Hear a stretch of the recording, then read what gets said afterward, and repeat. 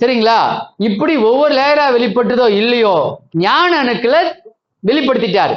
அந்த ஞான அணுக்கள் வெளிப்பட்டதுனால சொல்ல வேண்டிய கருத்துக்கள் மக்களுக்கு என்ன சொல்லணும் என்பதை தெளிவாகவும் விளக்கமாகவும் ஆணித்தரமாகவும் சொல்றாரு. அப்போ அந்த சொல்லக்கூடிய அந்த அறிவணுக்கள் ஞான அணுக்களாய் அருளணுக்களாய் வெளிப்பட்டது எதனால? இந்த காயா இருந்த இந்த ஆத்மாவை கனிய வச்சதுனால. அது கனிஞ்சதுனால இருக்கிற அணுக்கள் எல்லாம் காயில இருந்து கனிஞ்சு வெளிப்பட்டதுனால அந்த வாசம் வெளிப்பட்டு அது பேச்சா வெளிப்படுது. இதுதான் உண்மை. இது என்னுடைய அனுபவத்துல பெருமானார் எனக்கே காட்டியது. அது ஒரு 25 வருஷத்துக்கு முன்னாடி என்ன பார்த்தவங்களுக்கு இப்போ அனுபவம் தெரியும். அப்ப எப்படி இருந்தாரு, எப்படி இருந்த நீங்க இப்படி ஆயிட்டீங்கன்றாங்க உடம்ப பார்த்து. சரிங்களா? ஆனா அப்படி இருந்த அறிவு இப்படி ஆயிடுச்சே என்பது பார்க்கிறவங்களும் உண்டு. ஆகவே இது பெருமைக்கு இல்லை, எல்லாம் பெருமையும் என் பெருமான் பெருமையே. அவரை தவற வச்சு எந்த பெருமையும் இல்லை. கண்கண்ட தெய்வமே, கலிகண்ட அற்புத காட்சியே, கனகமலையே, தாயலாம் அணைய என் தந்தையே, என் ஒரு தனித்தலைமை தெய்வமே, நின் பெருமையை சாட்டிட நினைத்திட மதித்திட நினைந்திட சாடுகின்ற தோறும் அந்தோ. இதுக்கெல்லாம் எல்லாம் விளக்கம் நம்மளுக்கு தெரியும். முடிச்சிட்டேங்க, அவ்வளவுதான். அதனால சர்ன்னு அடிக்கிறேன். அதனால இப்படி இந்த நிலை, இப்ப இதுதான் இந்த பாடலுக்கு விளக்கம். துரிய நிலை சொல்லியாச்சு, துரியாதீதம் சொல்லியாச்சு. துரிய நிலை அருள்நிலையில பொருந்தி இருந்து அனுபவிக்கிற நிலை. அந்த அருள்நிலை தான் நமக்கு துரியாதீத நிலை. அந்த அருள்நிலையில எந்த விதமான பொழிப்புலன்களுக்கும் அடங்கி அந்த ஆன்மா சுகத்துல, அருள் சுகத்துல அப்படி அனுபவிச்சு ஆனந்தப்பட்டு பரவசப்பட்டு ஆனந்த கண்களில் நீர் பொங்க சுகமா அனுபவிக்கின்ற நிலை. இந்த நிலை துரியாதீதத்துல என்ன ஆகும்னாக்கா ஆழ்ந்து போய் அந்த நிலையில இருந்தே மாறாமல் அந்த நிலையிலிருந்து இந்த உலகில் வாழ்க்கையை வாழ்ந்து கொண்டு எவ்வுலக உயிர்களுக்கும் இதம் புரிய கொண்டு தானும் இதமாக வாழ்கின்ற நிலை. இந்த நிலையை வள்ளல் பெருமானார் இருக்காரு. அந்த நிலைக்கு நம்ம இன்னும் வரல, அதை வரணும். அப்படி வருவதற்கு தான் எது தடையா இருக்குது? இந்த அணுக்கள் காய் நிலையில கனியாம இருக்குது, மலராமல் இருக்குது, வாசம் வெளிப்படாம இருக்குது.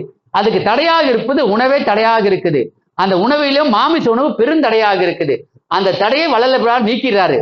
நீக்கிட்ட பிறகும் நாம மாமிச உணவு விட்டுட்டாலும் உப்பு காரம் புளிப்பை குறைக்காம சரியான காரம் சரியான புளிப்பு சரியான உப்பு போட்டுக்கின்னு காரம் சாரமா சாப்பிட்றதுனால மேற்கொண்டு சுத்தமாய அணுக்கள் இருந்து வெளிப்படாம நாம இருக்கிறோம். மேற்கொண்டு சுத்தமாய அணு என்பது என்ன தெரியுங்களா? இந்த தெய்வீக நிலையின் மீது இருக்க நம்பிக்கை. மகாலட்சுமி, சரஸ்வதி இவங்கெல்லாம் உள்ள இருக்க அணுக்களின் ஆற்றல், அதை புறத்துல வச்சு வணங்க சொல்றாங்க ஞானிகள். ஏன்னா அதுங்களுக்கு நவராத்திரி என்ற வழிபட்டு அவங்க கொடுக்க வேண்டிய உணவை கொடுத்து அந்த உணவை சாப்பிட்டா அந்தந்த லேயர்ல இருக்கிற அந்தந்த உணவு மட்டும்தான் அந்தந்த அணுக்கள் எடுக்கும். நல்ல அணுக்கள் சாப்பிட்டு இந்த ஆன்மா பலம் பெறும் சொன்னது. ஆனா நீங்க அதுலயே மூழ்கி இருந்துட்டீங்கன்னாக்கா கடைசி வரையும் நீங்க அதுலயே லாக் ஆகி சுத்த மாயாத்திரை விலகாம நீங்க ஆன்ம லாபத்தை அடைய முடியாது என்றாரு பெருமானார். ஆகவே தான் அந்த நிலைக்கு எப்படி இருக்குமோ அந்த அளவுக்கு இருந்துட்டு விடுபட்டு அகநிலைக்கு போயிடணும்ன்றாரு பெருமானாரு. ஆகவே தான் இதையெல்லாம் பெருமானாரு மறைச்சிட்டாரு. ஆனால் தெரிஞ்சிக்க வேண்டி தெரிஞ்சுக்கிட்டு நாம் அதுபடி வாழணும் என்பதாக குறிக்கொண்டு இந்த அளவில் இந்த உரையை நிறைவு செய்கின்றோம். ஆகவே நம்முடைய காய்நிலையில் இருக்கின்ற அணுக்களை எல்லாம் கணிவிப்பதற்கு ஒரே வழி மாமிச உணவையும் அசுத்த ஆகாரத்தையும் முற்றிலும் விடுத்து சுத்த ஆகாரத்தை எடுத்துக்கொண்டு திருவருட்பாவை ஓதி வழிபட்டு வந்தால், அகநிலையில் பொருந்தி வழிபட்டு வந்தால், விண்ணப்பம் வைத்துக் கொண்டே வந்தால் நாம் பெற வேண்டிய லாபத்தை பெறலாம் என்று கூறிக்கொண்டு விடைபெறுகின்றோம். நன்றி, வணக்கம். அருட்பெரும் ஜோதி, அருட்பெரும் ஜோதி, தனிப்பெரும் கருணை, அருட்பெரும் ஜோதி. ஆன்மா எப்படி சிவத்தில் திளைக்க முடியும் என்பது எப்படி சாத்தியம், எப்படி தடைகள் குறுக்கே நிற்கின்ற என்பதை பற்றி எல்லாம் இங்கே தன்னுடைய அனுபவத்தை இங்கே நம்மோடு பகிர்ந்து கொண்டார்கள்.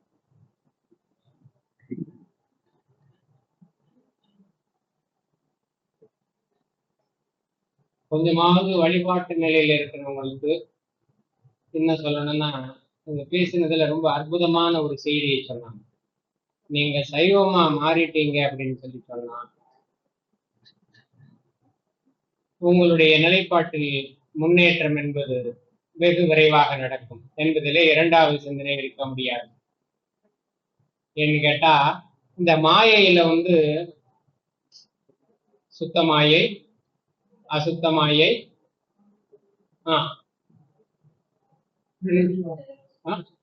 இல்ல இன்னொன்னு இந்த பேட்டர்ன்ல வரணும். நீங்க சுத்தமாயை, அசுத்தமாயை, சுத்தாசுத்தமாயை. சொல்லுங்கய்யா. சுத்தம் பிளஸ் அசுத்தம் பிளஸ் மாயை, ரெண்டு சேர்ந்த மாதிரி இருக்கிற மாயை. ஆமா, சுத்தமாயை தனி, அசுத்தமாயை தனி, ரெண்டு சேர்ந்த மாதிரி இருக்கிறது சுத்த அசுத்தமாயை. சுத்தம் அசுத்தமாயை ரெண்டுமே சேர்ந்து உங்ககிட்ட ஒர்க் பண்ணோம். இப்போ ஒருத்தர் வந்து அது சாப்பிட்டு இருக்கிறாரு, அதை விட்டுறதுக்கு முயற்சி பண்றாரு. இப்ப ரெண்டுமே சேர்ந்து ஒர்க் பண்ணிட்டு, இப்ப அவருடைய வழிபாடு திடமாக இருக்குமே ஆனால் அந்த அசுத்தமாயை கலட்டி விட்டுட்டு சுத்தமாயை கிட்ட வந்துடுவார். அப்புறம் அதுல இருந்து அவரு தெளிவுக்கு வந்துடுவார். இந்த ரெண்டையும் கடக்கணும். அசுத்தமாயி சுத்த அசுத்தமாயை கடந்து அப்புறம் தான் அந்த சுத்தமாயை கிட்ட அவர் வந்து வரணும். அசுத்தமாயை சுத்தாசுத்தமாயை ரெண்டையும் கடந்து வந்தாருன்னு சொல்லி சொன்னா, இப்ப நான் ஐயா சொல்றாங்க பாருங்க, எத்தனாவது நிலை? 13வது நிலை. நீங்க உண்மையிலேயே வந்து சைவத்துக்கு வந்தாச்சு அப்படின்னு சொன்னா, ஏன் ஐயா அந்த ஒரு விஷயத்துல மட்டும் எல்லாருக்கும் சாப்பாடு போடும், யாரு கேட்டாலும் சாப்பாடு போடும், இல்லைன்னு சொல்லாத, பரவாயில்ல அப்படின்னு சொல்லி யாருக்கும் இடைவெளி அப்படின்னு சொல்லி தர்மசாலையை திறந்து விட்டாரு, எல்லாத்துக்கும் எல்லாரும் சாப்பிடுங்க அப்படின்னு. ஆனால் ஞான சபையை திறந்து விடவில்லை. நீ சரியா இருக்கிறியா அப்படின்றதுல அவர் காம்ப்ரமைஸே பண்ணல, மாத்திக்கவே இல்லை. ஏன்னு கேட்டா, நீங்க இதை விட்டீங்கன்னா தேரவே முடியாது. இதை கையில வச்சுக்கிட்டு போனீங்கன்னா உங்களுக்கு வெளிச்சம் இல்லை. வெளிச்சம் இல்லாம எப்படி போக முடியும் சொல்லுங்க? அருள் கிடைக்காது, நீங்க நினைக்கிற வேகத்துக்கு கிடைக்காது. இருக்கிறதுல 8 மணி நேரம் தூங்கியாச்சு, மீத 8 மணி நேரம் இருக்கு, அதுல 8 மணி நேரம் ஒர்க் பண்ணியாச்சு, 16 மணி நேரம் போச்சா, மீத எத்தனை மணி நேரம் இருக்கு? இதுல நம்ம துன்பத்துக்கு அடுத்தவங்க துன்பத்துக்கு எவ்வளவு நேரம் செலவு பண்ணுவீங்க? இது போக இறைவனை பற்றி சிந்திப்பதற்கு நீங்க எவ்வளவு நேரம் செலவு பண்ணுவீங்க இல்லையா? இப்படிதான் நீங்க இருக்க போகும்போது எந்த காலத்திலயும் வந்து சேர மாட்டீங்க. அப்படின்றதுனால தான் ஐயா வந்து அதுல வந்து எந்த விதமான ஒரு சமாதானமும் பண்ணிக்கல. நீ அதை விட்டுடு, முதல்ல விட்டனே தான் உள்ளுக்கு வரலாம், இல்லாட்டி வர வேண்டாம். ஆமா, ஏன்னா வள்ளலார கும்பிட்டு சோடை போனவர்கள் யாருமே கிடையாது. ஆனா அவர் சொல்றதை நீங்க கேட்கணும். நான் என் இஷ்டத்துக்கு தான் சாப்பிடுவேன், நான் என் இஷ்டத்துக்கு இல்ல. அவர் ஐயா ஒத்துக்கல, ஐயா அதை ஒத்துக்கல. குறைஞ்சபட்சம் நீ இதை விட்டுரு, இதை விட்டுடு, இது விட்டுடு. ஐயா அவங்க சொன்னாரு பாருங்க, இந்த கலைவாணி எல்லாருமே அவங்க உங்களுக்கு என்ன வேணுமோ அவங்க எல்லாமே செய்வாங்க. இந்த பரம்பரையில 2 பரம்பரை இருக்கு. நான் ரொம்ப 2 நிமிஷத்துல முடிச்சேன். ஒண்ணு கைலாய பரம்பரை, இன்னொன்னு ஒன்று கைலாய பரம்பரை, இன்னொன்று பிரணவ பரம்பரை. ஐயா குமரேசன் அவங்களுக்கு நல்லாவே தெரியும். இந்த பிரணவ பரம்பரையில வர்றவங்க தான் வந்து யாரு? அகத்தியர், முருகன். ஏன்னா அந்த பிரணவத்துக்கு கேட்டதா சிவபெருமான் வந்து என்னன்னு கேட்டுட்டு வர்றாங்க பாருங்க, அது அவங்க போறோம். அப்படியே வரும். நம்ம ஐயா முருகனை பிடிச்சிட்டு அப்படி வர்றானுங்களா? அதுல என்ன ஒரு சிறப்பு அப்படின்னு கேட்டீங்கன்னா, அறிவால் அறிந்து இருதால் இறைஞ்சும் அடியார் இடைஞ்சல் கலைவோனே. அறிவால் அறியணும் இறைவனை. இறைவனை எப்படி அறிகிறது? சும்மா வெறுமனே வெறும் பாட்டே சொல்லிட்டு இல்ல. அவர் என்ன உங்ககிட்ட இருந்து என்ன எதிர்பார்க்கிறார்? சிம்பிள். நீங்க அவர்கிட்ட இருந்து என்ன எதிர்பார்க்கிறதுக்கு ஒரு பெரிய பட்டியலே இருக்கா? நானெல்லாம் அப்படித்தான் அப்ப வச்சிருக்கிறேன். நீங்க எல்லாம் ஒருவேளை உண்மை வேண்டாம் அப்படின்னு பக்குவப்பட்டு இருக்கிறீங்களா என்னவோ தெரியாது. நானெல்லாம் இன்னும் பெரிய பட்டியலே வச்சிருக்கிறேன். அதுல சாதாரண நிலையிலே தான் இருக்கிறேன். ஆனா இது நீங்க அவர்கிட்ட இருந்து எதிர்பார்க்க, அவர் உங்ககிட்ட இருந்து என்ன எதிர்பார்க்கிறாரு? பெரிய பட்டியல் வச்சிருக்காரு. ஆமா, இப்ப எப்பவுமே அந்த உறவு தானே இல்லையா? அம்மையப்பராக இருந்தாலுமே கூட, வீட்டுல அம்மையப்பராக இருந்தாலும் கூட, அப்பர் அம்மை கிட்ட என்ன எதிர்பார்க்கிறாங்க, அம்மை அப்பர்கிட்ட என்ன எதிர்பார்க்கிறாங்கன்னு நடக்கத்தானே செய்யறது இல்லையா? அப்போ அவர் கொடுத்துனே இருப்பாரு, நீங்க வாங்கினே இருப்பீங்களா? அவர் உங்ககிட்ட இருந்து என்ன எதிர்பார்க்கிறாரு? எதிர்பார்க்கலாம் இல்ல எதிர்பார்க்க வேண்டாமா? நியாயம் இருக்கா, நியாயம் இல்லையா? உங்களுக்கு வேணுன்றத பூரா ஐயா செய்யணும். என்ன செய்யணும்?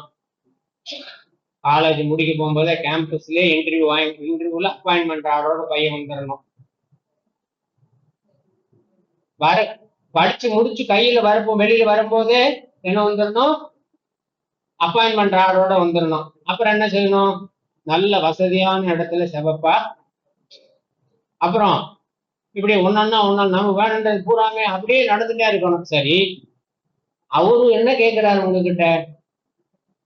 முதல்ல நீ குறைஞ்சபட்சம் சைவமாக இரு. வள்ளலார் போடுற முதல் கண்டிஷன் இதுதான், சைவமாக இரு, சைவமாக இரு. ஏன்? ஏப்பா நீ நடந்து நடந்து நடந்து நடந்து படிக்கட்டுல ஒன்னொன்னா ஏறி ஏறி ஏறி மேறி எப்ப போற? உனக்கு லிப்ட் அனுப்பிச்சிருக்கனே, நீ லிப்ட்ல போய் நில்லு, சைவத்துல போய் நில்லு, சருன்னு மேல போயிடலாம், அவ்வளவுதான். ஒவ்வொரு படிக்கட்டா ஏறி ஏறி ஏறி ஏறி ஏறி எதுக்கு அப்படி ஏறுற? பட்டன் பிரஸ் பண்ண உள்ள போகும்.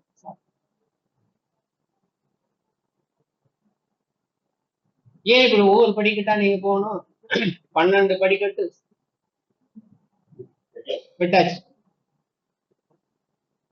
அங்க போகும்போது ஐயா உன்னை கையில வச்சுட்டு இருப்பாரு. நீ தயவோட இருந்தியா அப்படின்னு மேல. ஆமா, தயவோட இருந்தியா. நீ பார்க்கவே வேண்டாம், அது கதவே திறந்துடும். இதையும் இந்த செய்தியும் உரைநடை பொய்யில் ஐயா பதிவு செய்யறாங்க.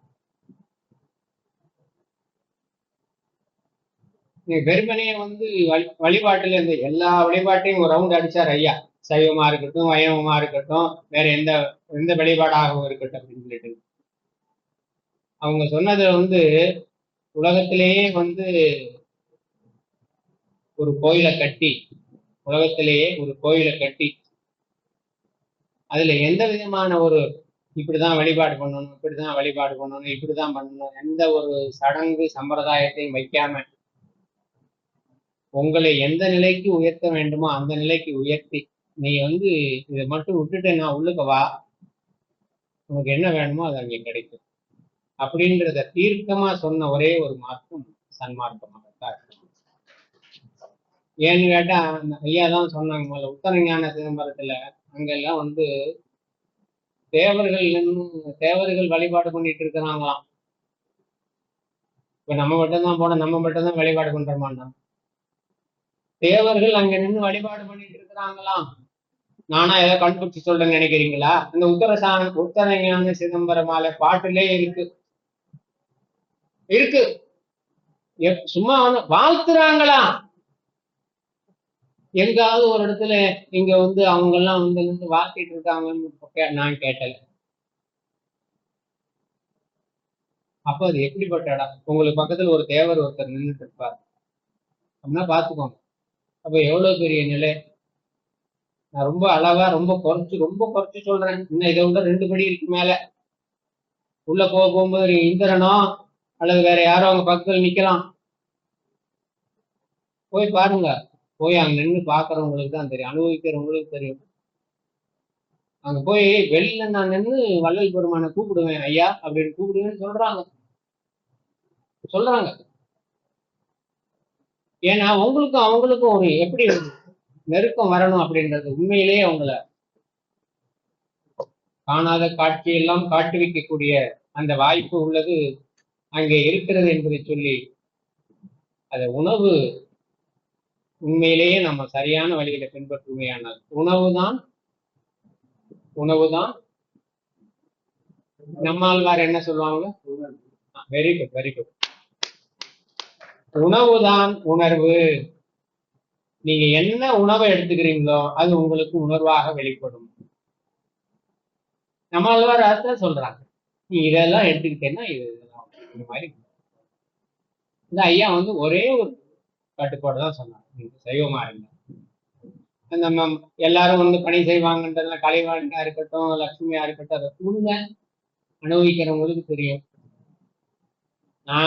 நான் மட்டும் ஏதோ புதுசா கண்டுபிடிச்ச மாதிரி பேசணும். இங்க நின்றுட்டு ஐயா கிட்ட பேசிட்டு இருப்பாங்க வள்ளலார்கிட்ட ஏன்னா அவங்க ஒரு 10-20 நாளைக்கு முன்னாடி வந்திருப்பாங்க.